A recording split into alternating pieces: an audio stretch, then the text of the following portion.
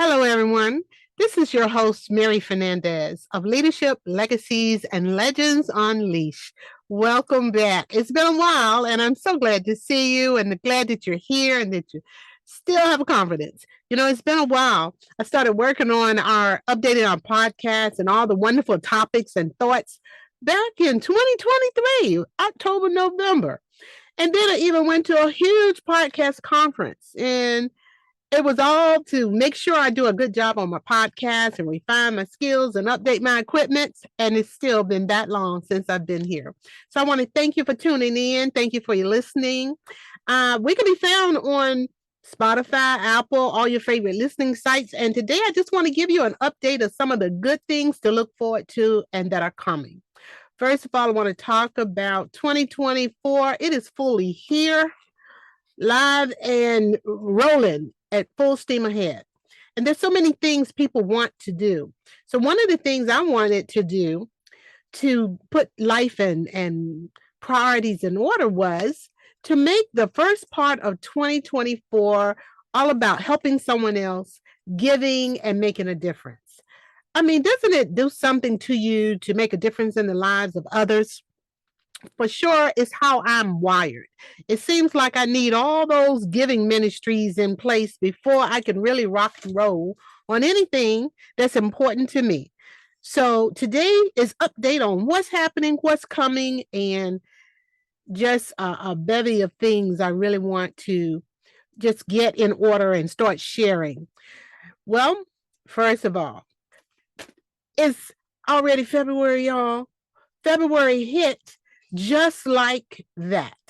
When February hit, it was all about, let's say, 31 days into the new year, celebrating Black History Month.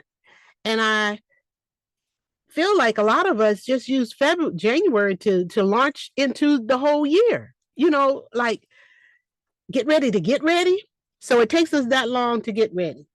I wanted to share my Black History post, and it was called Tell Those Stories, y'all. You want to tell those stories because there's so many who have gone before us that have inspired us to be who we are and to be how we are.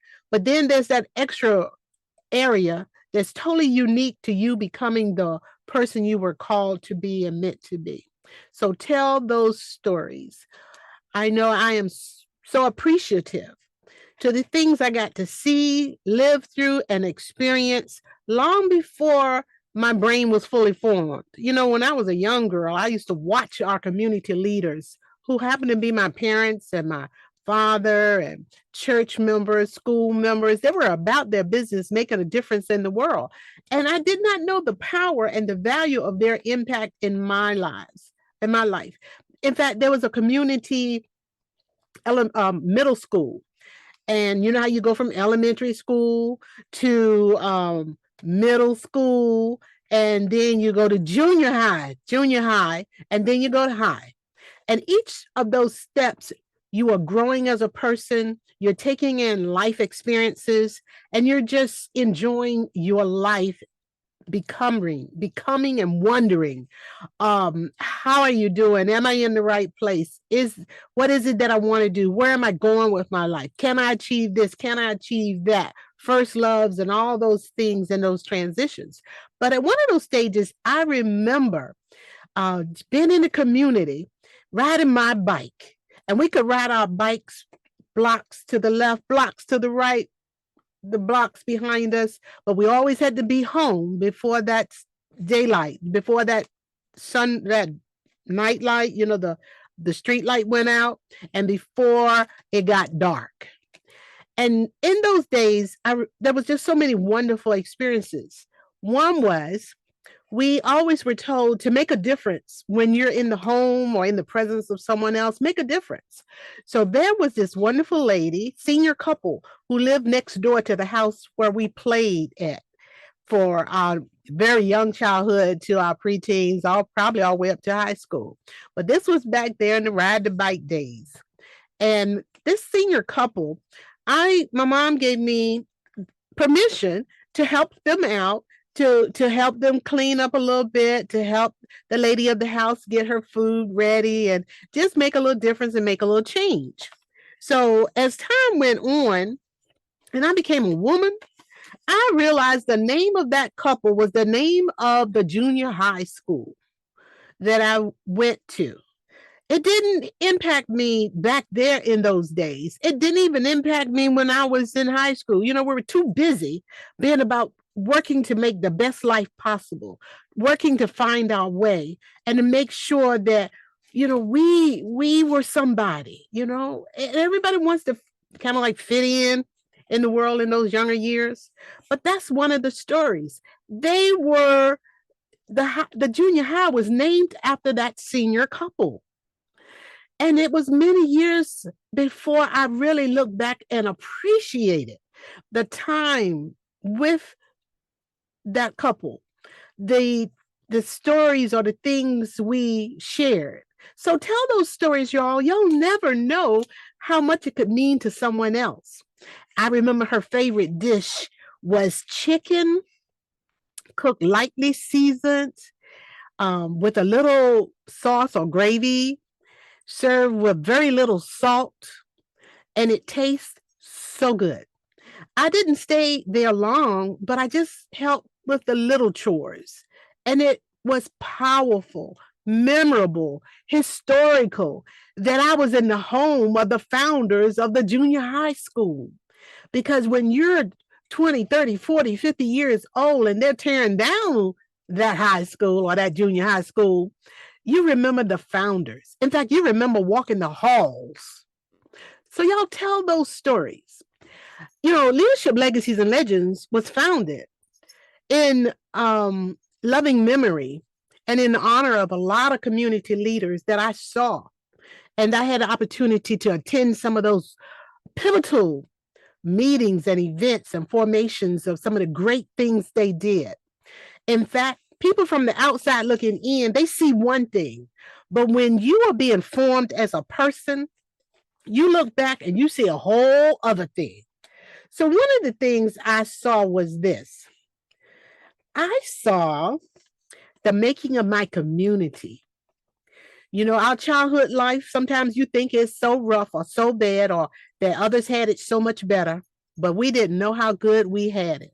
Where we could play outside in the dirt with no shoes on, where we could walk around in our yard and even in front of our house with no shoes on, in the grass and on the front of our homes. Did you know we didn't have sidewalks in our community back in that time?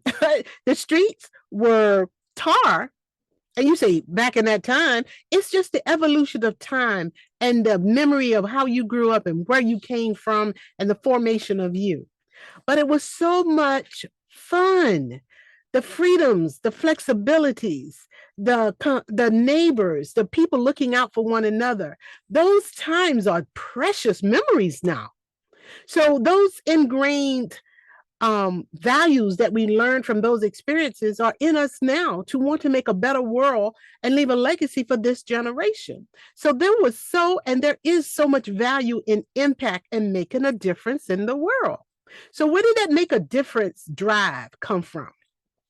Well, looking on the outside, looking in recent days, I was talking to someone I really, really admired and hearing them speak of their limitations, regrets, and things of that nature were things I could not see. But they were blocking the individual hearing me say, I really admire you and all the accomplishments you've made in your life. And I want you to be one of the people I honor at something that I was doing. But we couldn't get past their communication of feeling defeated, feeling limited, feeling like they had reached a roadblock in their life. Looking at them, I saw massive potential. But listening to them, I saw regret and lost and trying to figure out where do I go from here. So looking from the outside in, people don't always see you like you see yourself. So that defeatist attitude, if we have it, maybe we might want to consider listening more. Something my son told me many years ago when he was in elementary school. It's just as important to listen as it is to talk. That was one of his responses to something important, which was, hey, I may not be talking a lot, but, it's just as important to listen as it is to talk. That was a powerful, valuable statement. So that same individual, as we were talking and the conversation went to a whole other direction, because I gave up of wanting to draw them in and lift them up because they were in a defeatist mindset, and I had to get out of that conversation quick. So some way, somehow, we got on the conversation of living around the street from one another, and the individual said, "Yeah, there were always a lot of people around that way and at your home." Well, on my street where I grew up, we had average families who had between 6, 7, and 10 or more children. And all of us grew up in the community with great parents.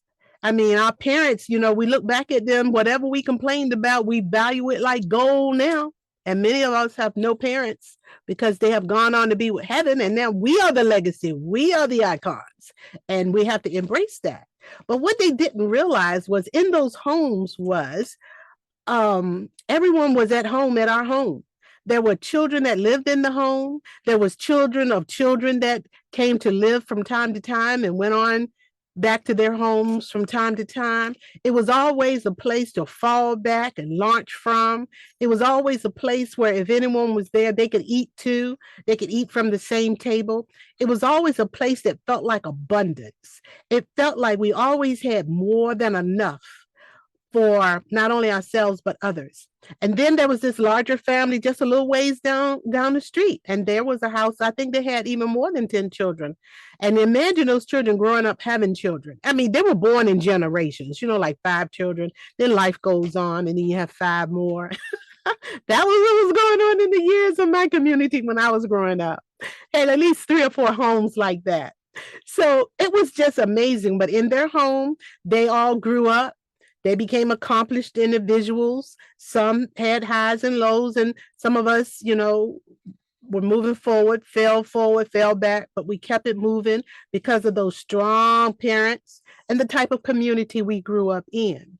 So that give back and that love for wanting to make a difference is almost like embracing and remembering times past. So tell those stories, y'all. Tell those stories. So before we move on to where I've been, what's been going on, and what's on my mind, and the give back goal of 2024, there was one more story I wanted to share with you. Back in the day, seemed like so long ago.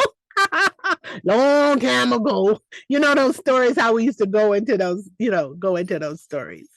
But it was just so much fun now that I look back at it, the dirt hills, the friends that are grandparents today, those are little teeny friends that, are grown folk now, children in careers now, when we were trying to find our way back there. But there was one more little teeny story I wanted to tell you. I saw the men of well, that's a later story, but our earlier story goes back to playing in the yard. My dad had a green thumb. He enjoyed taking care of the yard. So the story behind how they acquired that home, how he had that green thumb, there's stories and stories and stories around that, y'all. So our front yard, there was a porch and a little yard with little bushes. On the right side of the house was a nice side yard with pretty white chairs that he built. On the other side of the house was another little yard where he had flower beds and nice little bushes lining it, and then more grass, and then the street was there. And then there was the backyard. In the backyard, it was divided as well. On the right side of the house, there was the driveway, and there was the garage, and there was another little segment of sitting area of the yard. And then on the left side, there was the gardens, there was the picnic table, and there was a fire pit where they could cook and all.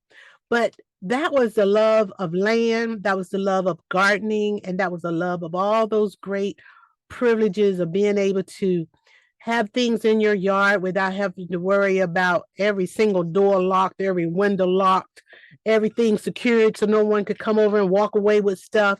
It was just a wonderful time when it comes to looking back. When you're in it, you don't appreciate it. You got all these looking for and looking beyond kind of mindsets. But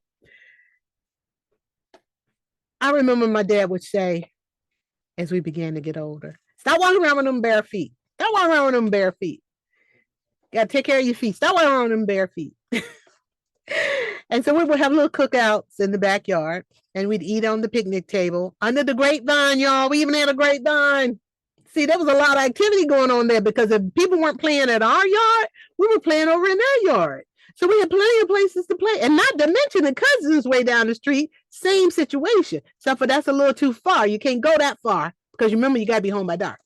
So my dad said, put those shoes on, put those shoes on. So it was one of those times where we had a Sunday evening cookout. And my dad had put the hot charcoals on the ground somewhere in a nice, safe place where we had no business going. And next thing you know, we're playing and it's getting ready to get evening. And we're running around and we're playing. And those coals that were put in a nice little safe place where we had no business being were on the ground. And we're running around and I run through those hot coals. And of course, you know what happened. I'm running around, holding my foot, jumping up and down. And of course, it was a lesson learned. Put those shoes on, take care of your feet, and don't go where you don't belong. So it's 2024, y'all. I want you to tell those stories, y'all. Tell those stories. Share them with your family. Share them with your friends. Share them with, it's a legacy. It's a story that will be valued by many, but it's also painting a picture of a future that's being created by the next generation of young adults. We want to encourage them and let them know tomorrow will be a better day.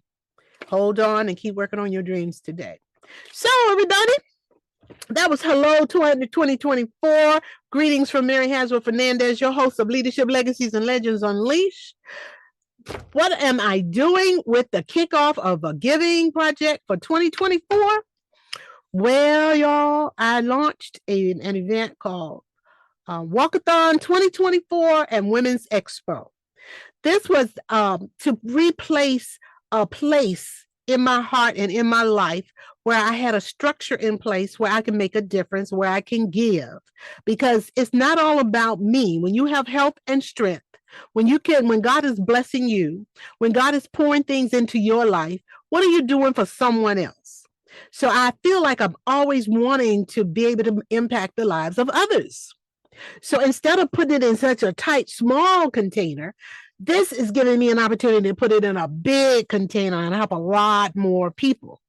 I chose a large foundation because a large foundation can do a lot more than one individual.